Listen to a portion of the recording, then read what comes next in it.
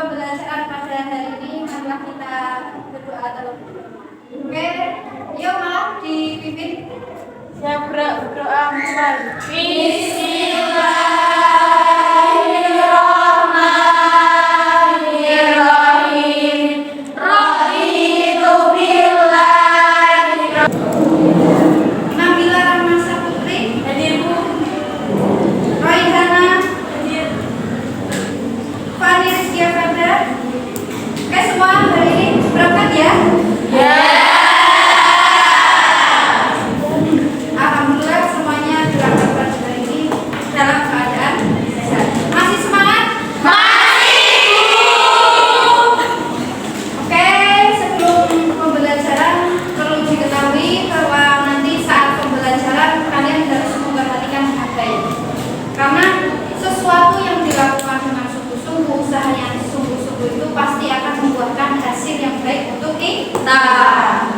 Selanjutnya nanti selama pembelajaran itu akan memberikan penilaian kepada kalian. Kemudian untuk pembelajaran hari ini kita akan menggunakan diskusi kelompok. Untuk itu silakan kalian membentuk 5 kelompok. Oke, semuanya sudah mendapatkan kelompok masing-masing? Sudah. Sekarang Ibu bertanya terkait pembelajaran kemarin. Kemarin kita mempelajari tentang apa? Tentang makan. Nah, kemudian makanan itu fungsinya untuk apa sih? Ada yang menjawab satu? Sebagai sumber tenaga. Kata Nabila sebagai sumber tenaga. Ya, benar ya jawabannya. Salah satu manfaat dari makanan itu sebagai sumber tenaga. Kemudian dari pembelajaran kemarin tentang makanan, kita akan kaitkan dengan materi yang sekarang. Nah, materi yang sekarang itu adalah sistem pencernaan manusia. Kenapa apa kaitannya dengan pembelajaran hari ini? Nah, tentunya antara makanan dengan sistem pencernaan itu ada kaitannya. Kaitannya untuk apa? Pertama, setiap apapun yang kita makan atau makanan yang masuk ke dalam tubuh kita itu pasti akan dicerna oleh organ yang ada di dalam tubuh kita. Nah, itu adalah kaitannya. Nah, kemudian manfaat kita mempelajari tentang materi itu apa sih? Manfaat yang dapat kita ambil pertama dari materi tersebut, kita akan mengetahui bagaimana proses pencernaan makanan. Nah, kita mengetahui bagaimana proses makanan itu masuk ke dalam tubuh kita. Kemudian juga kita dari materi tersebut kita akan mendapatkan manfaat apa? Kita juga mendapatkan pengetahuan tentang organ-organ yang berperan dalam sistem pencernaan manusia. Itu manfaat dari kita mempelajari materi tersebut. Kemudian sebelum kita masuk ke pembelajaran selanjutnya, Ibu akan menyampaikan beberapa tujuan pembelajaran untuk hari ini. Nah, tujuan pembelajaran hari ini pertama, kalian sebagai peserta didik harus bisa menjelaskan apa itu yang dinamakan dengan sistem pencernaan manusia. Yang kedua, peserta didik mengetahui organ-organ utama dalam sistem pencernaan manusia. Yang ketiga, peserta didik dapat menganalisis gangguan atau penyakit pada sistem pencernaan manusia. Dan yang keempat, terakhir, peserta didik dapat menganalisis bagaimana upaya mencegah gangguan atau penyakit sistem pencernaan manusia dengan baik. Itu. Oke, selanjutnya silakan kerjakan soal pretest di LKS halaman 10. Silakan dikerjakan dalam waktu 5 menit. Nanti dikumpulkan ya.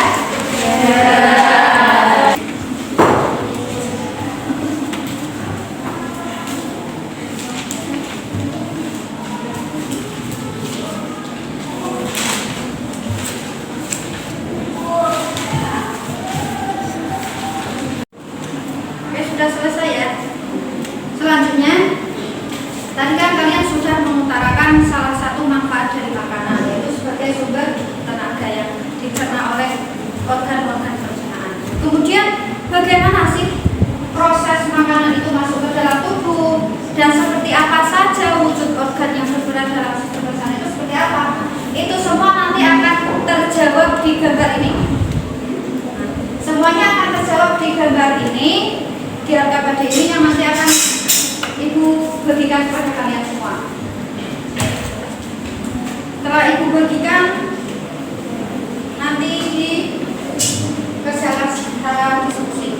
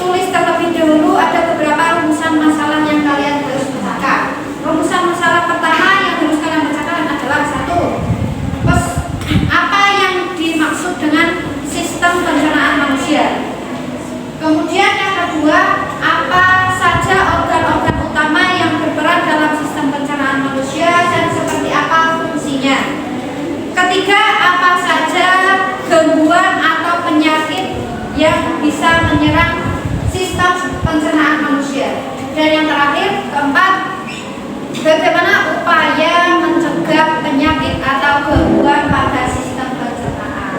Nah, silakan kalian kerjakan dengan diskusi kelompok masing-masing. Kalian bisa mencari jawaban di LKS atau referensi yang lainnya.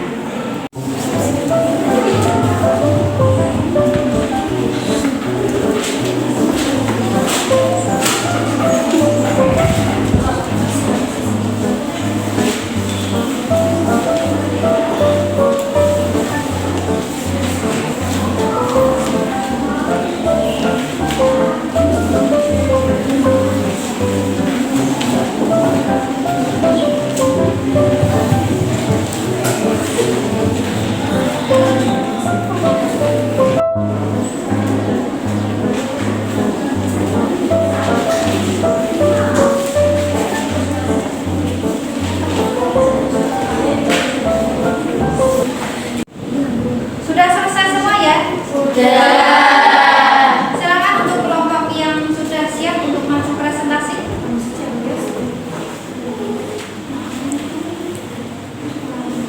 Assalamualaikum warahmatullahi wabarakatuh. Waalaikumsalam warahmatullahi wabarakatuh.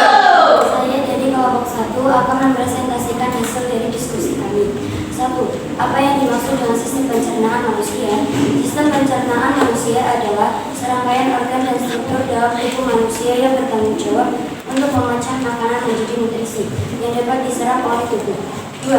Apa saja organ utama yang berperan dalam sistem pencernaan manusia dan seperti apa fungsinya? Organ-organ utama dalam sistem pencernaan manusia beserta fungsinya, yaitu 1. Mulut, tempat dimulainya pencernaan. Di sini makanan dicerna secara mekanis oleh pengunyahan dan secara kimiawi oleh air liur yang mengandung enzim amilase yang memecah karbohidrat. 2. Kerongkongan. Kerongkongan merupakan saluran yang menghubungkan mulut dengan lambung. Fungsinya adalah menggerakkan makanan dari mulut ke lambung melalui gerakan peristaltik. 3. Lambung. Organ yang berbentuk kantong yang berfungsi mencerna makanan lebih lanjut. Lambung menghasilkan asam lambung dan enzim pencernaan yang mengubah makanan menjadi bentuk yang lebih sederhana untuk penyerapan oleh tubuh. 4. Usus halus terbagi menjadi 3 bagian, duodenum, jejunum, dan ileum. Di sini pencernaan makanan mencapai puncaknya. Enzim dari pankreas dan empedu membantu dalam pencernaan karbohidrat, protein, dan lemak. Penyerapan nutrisi terjadi di dinding usus halus melalui bilik. 5. Usus besar atau kolon. Tempat di mana air dan beberapa nutrisi tambahan diserap kembali ke dalam tubuh. Bakteri usus besar membantu dalam pembentukan beberapa vitamin dan mencerna serta makanan yang tidak dapat dicerna oleh tubuh. Akhirnya sisa-sisa yang tidak tercerna dibuang melalui anus sebagai ginjal.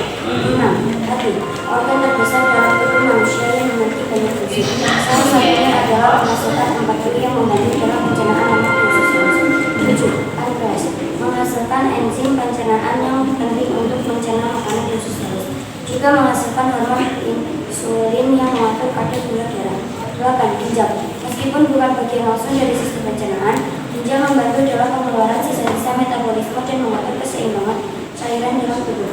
Setiap organ dalam sistem pencernaan memiliki peran penting dalam memecah makanan, menyerap nutrisi, dan mengeluarkan sisa-sisa dari tubuh. Kerjasama yang baik antara organ-organ ini penting untuk menjaga kesehatan dan keseimbangan tubuh secara keseluruhan. 3. Apa saja gangguan atau penyakit yang dapat menyerang sistem pencernaan manusia? Ada banyak gangguan atau penyakit yang dapat mempengaruhi sistem pencernaan manusia. Beberapa di antaranya termasuk gastritis,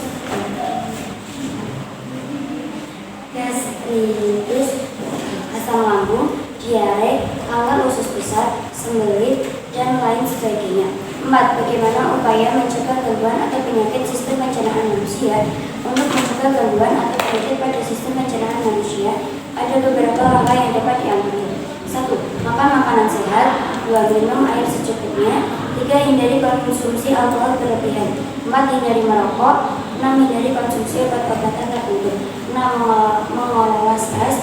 7. Cuci tangan secara teratur. 8. Vaksinasi. 9. Pemeriksaan kesehatan rutin. 10. Perhatikan pola makan.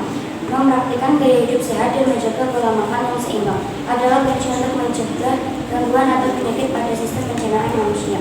Jika Anda memiliki kekhawatiran atau gejala yang berkaitan dengan sistem pencernaan, segera konsultasikan dengan dokter untuk evaluasi lebih lanjut dan perawatan yang sesuai. Nama organ. Nomor 1, menunjukkan mulut. Nomor 2, menunjukkan kerongkongan. Nomor 3, menunjukkan lambung. Nomor 4, pankreas. Nomor 5, usus halus. Nomor 6, menunjukkan usus besar. Nomor 7, 8 dan 9 menunjukkan usus besar. Dan nomor 10 menunjukkan anus. Oke, mungkin ada pertanyaan dari kelompok lain yang mau bertanya? Saya Bu dari kelompok 2 ingin bertanya. Ada apa saja di dalam organ mulut? Saya akan menjawab pertanyaan dari kelompok 2. Di dalam mulut ada air liur, lidah dan gigi yang membantu proses pencernaan kimiawi dan mekanik. Oke, yang bertanya sudah cukup? Oke, terima kasih. Semuanya sudah maju presentasi. Sekarang kita buat kesimpulan bersama ya. Kesimpulan yang dapat kita ambil dari pembelajaran tadi, dari hasil diskusi kalian semua, dapat kita ambil kesimpulan yang pertama, kita mengetahui apa itu sistem pencernaan manusia.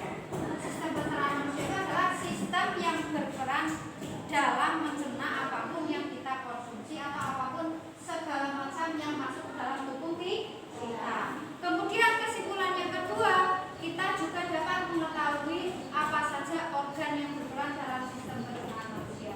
Organ sistem pencernaan manusia adalah 1, mulut,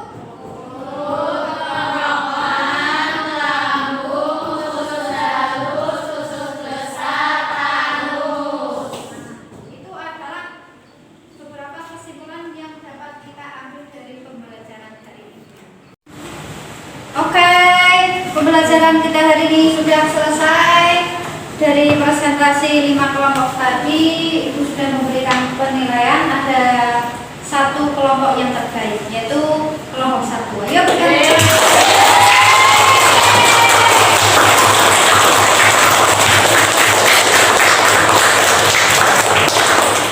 Terima kasih. Yang lain jangan patah semangat, tetap semangat untuk memperbaiki kekurangannya sebelumnya.